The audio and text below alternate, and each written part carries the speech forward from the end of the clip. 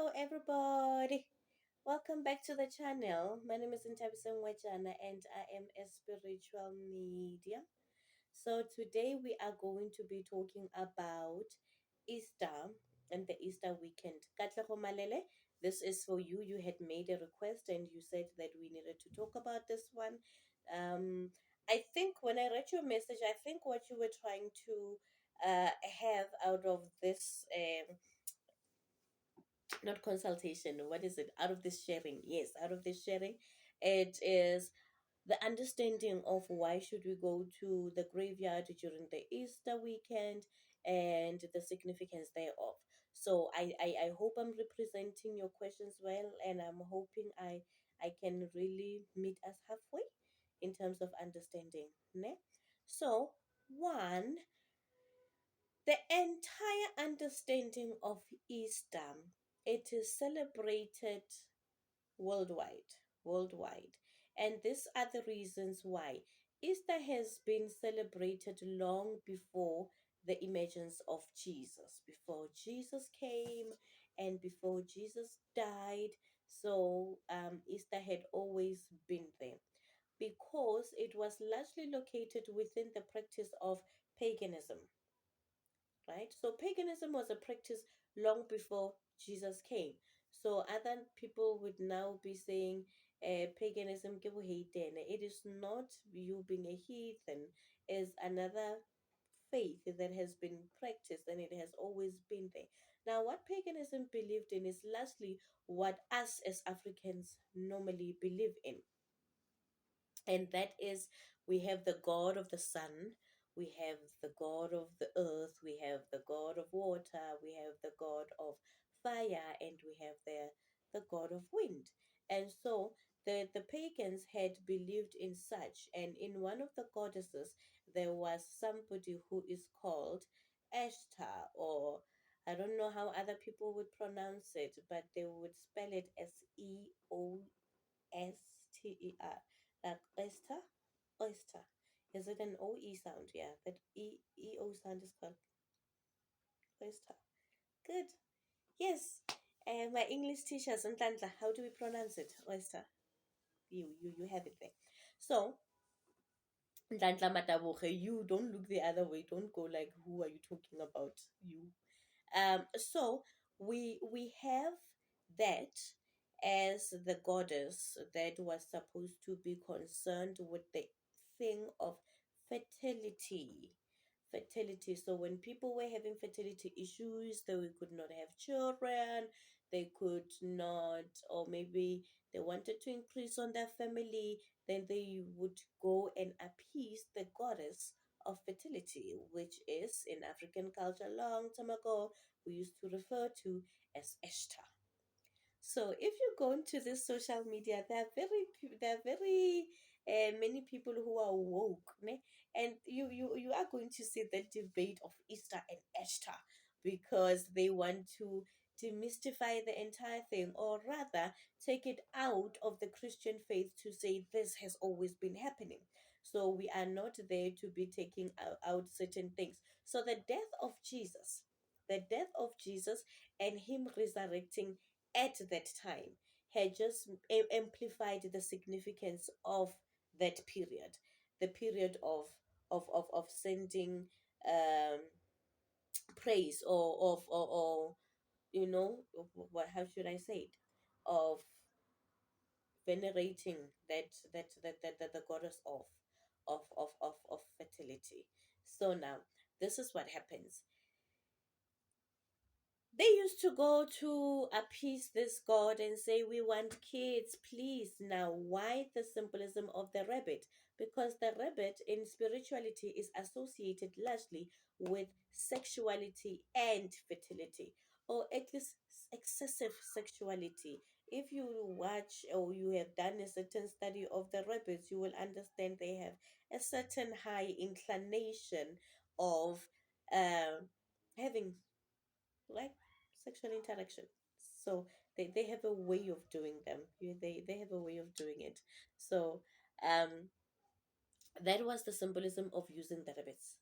Now, the symbolism of using the egg is the symbolism of this is all where all life begin, the oval, the beginning and the end, which is why when you yourself have certain curses, we use an egg to make you to be reborn. And so that was the understanding of why the egg and why the rabbit. And now we bring them together so that we have this particular celebration. So obviously, somebody became creative and thought, won't it be nice if I just create chocolate out of this egg, cover it, right? Instead of just, I don't know, maybe they used to appease the god with boiled egg, like, yeah, no, shoo, 10 minutes, I know it's hard enough. The goddess, please have some eggs. I don't I don't know, but I'm so glad that now we don't have to consume all boiled egg in order for us to be asking for certain things from the goddess of fertility. So, thank you to Lint Master Chocolate. Yes, thank you so much. We appreciate you for your creativity. So that is where the understanding comes from. Now, here in African shores, on African shores, the practice has always been there, but we were not aligned to any. You see, in African belief, we don't term what we are believing. We don't, we don't term the system of beliefs, because hardly ever was it located with the people. It was, it was not with um Christian, it like Christianity, that's the name of the cry of Christ. Then you have all other faiths. Where is my history today? My history has gone completely out of the door. Um, then you have uh the Hindus, in Hindi again, they also do celebrate it and they call it Pascha. So their Pascha, you spell it Pascha, like Pascha, like you. It's almost like you're going to be pronounced it as Pascha, but they call it Pascha, and that's where Paseka now comes from. It was an adaptation following, yes, following largely around the Christian faith, or the, how the whole story around Jesus, having to resurrect on the third day. So that just made that Jesus resurrecting, it was, okay, our good moment. It was a historical thing because it was making a well-known practice that had already existed, and it sort of just amplified it. So now it's there. It's there, and we are celebrating it. And we go to the graveyard because of what Mary Magdalene and all of them went there to go and, see Jesus' tomb and say, Marakai, Jesus, hey, are you sure, Marababa, like you just died, you know? And they go there and they find the tomb is already open and there's no Jesus, and they're looking all over for Jesus, and Peter finds Jesus, and they are busy then. Peter does not recognize Jesus. Oh, me, bruh, but you and I were friends. Now you don't know me. Look, touch. I imagine that's how they would do. Like, me, bruh, marinara cheated together. Then we were drinking wine. Remember the last day? Yeah, I told you about Judas. I told you. I never trusted him. So, anyway, so now they find out that Jesus is not there. But the understanding of going there to the graves to go clean or to go see or just to go and mourn again the passing of Bra Jesus there, and they find him that he's just not there. So that is why we also go now to the graves on the third day after the actual Good Friday, and we find that Jesus is not there. But luckily, we always find our ancestors' graves nicely being put there, as we left them, with the bowls of water there and the beautiful messages of Psalm 23 and other Psalms there. So that's nice. That's nice. And we clean the graves in remembrance of them. And I also have an aversion to people who are Christians who would say, I don't go kumabitleng, we don't visit tombstones anymore. But when you read the Bible, tombstones were there for a reason. They were there for a reason. It even says that erect a tombstone for remembrance of the people that have went, the people that you have loved and they've went. So that is the understanding. Now, here in African culture, luckily, and we blessed that we don't necessarily have certain days where we can do certain ancestral anything. Apart from now, how we are wanting the 8th of May to be a National Ancestral Day so that we can venerate them peacefully, lovingly, freely, like how anybody else would have their own holidays that they observe. So there is no particular reason ancestrally, or there is no particular reason in African sense that you should go there around the Easter weekend. You can go there at any time and you find your Magogo sitting there, trying to listen to you, hearing about, oh, Petros has left me, oh, whatever. Sorry, guys. I must constantly be in spirit, but they will always be there to hear, to give you spiritual counseling. Spiritual counseling. I love these terms how they just come into my head and I throw them because they they sound rather politically appropriate. Um and therefore you can go to your ancestral graves at all times, anytime. Some people would say, don't come here at 12 o'clock or just come there before 12 o'clock. Those are just preferences as per the area where you live in. If you live in the rural areas, they would tell you at 12 o'clock. It's a highly spiritually active time, and that's why they just don't want anybody to go there, because whatever you say to somebody for the benefit of something or against somebody, it will really happen. But we really would like to honor the hour of 12.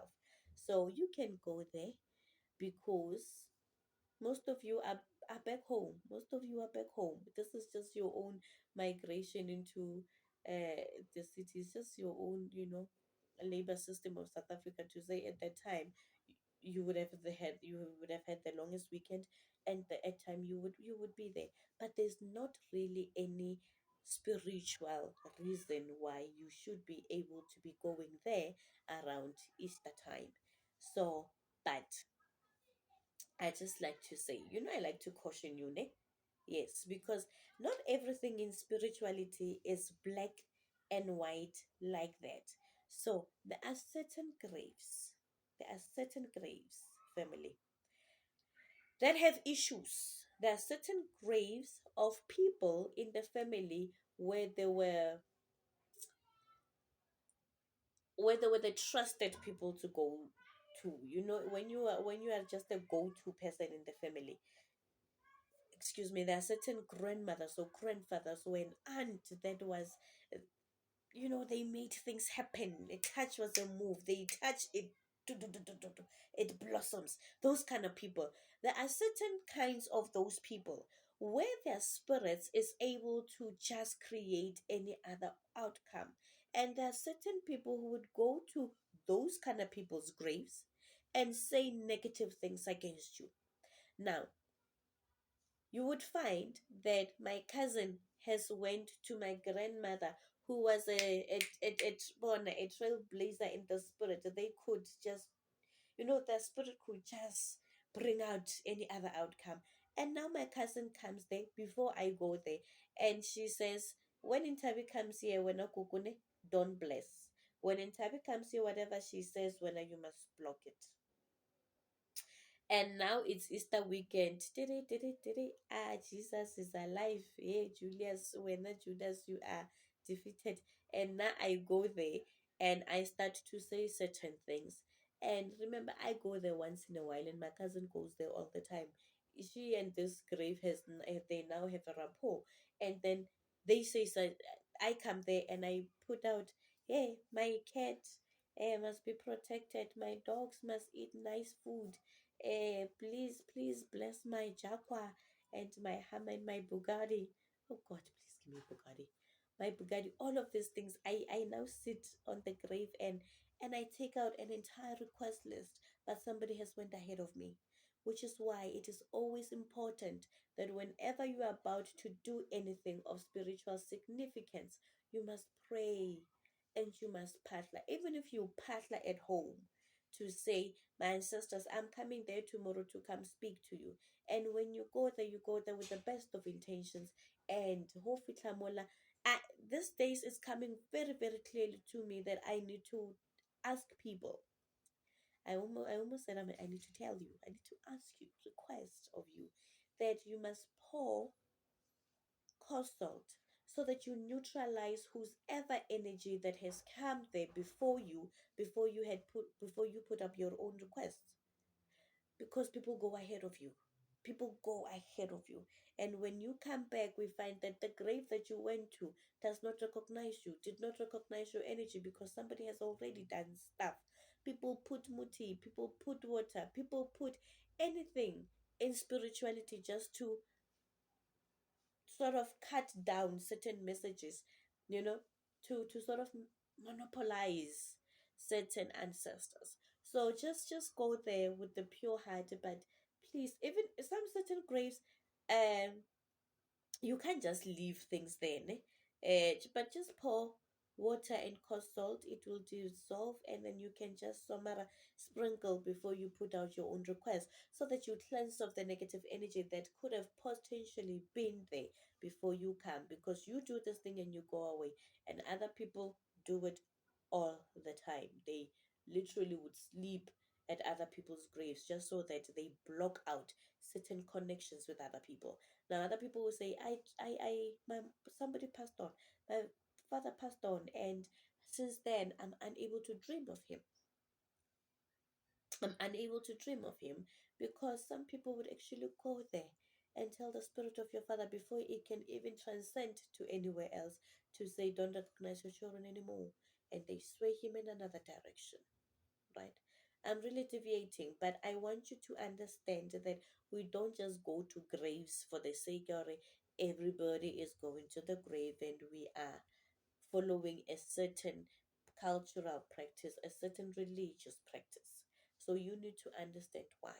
That is why, equally so, it is still important to say when you do go home, go and step into your own grandmother, grandfather's homes, because they don't necessarily all the time reside in graves. I think this teaching we have done that not all spirits that pass on are going to be confined in a grave. They disperse all over, they go all over, and that's how sometimes we find them in the veld, in the water. Sometimes we can even have a fire kind of a thing, because you are made of water. 70% of you is made up of water.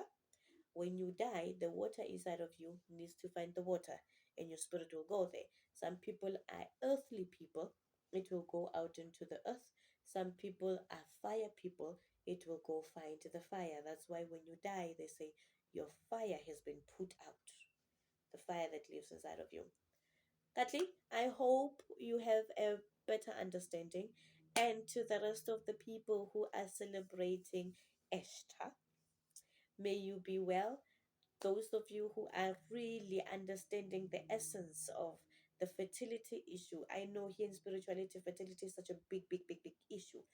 For those of you, we still call on the spirit, we still download that spirit, and may it work for you.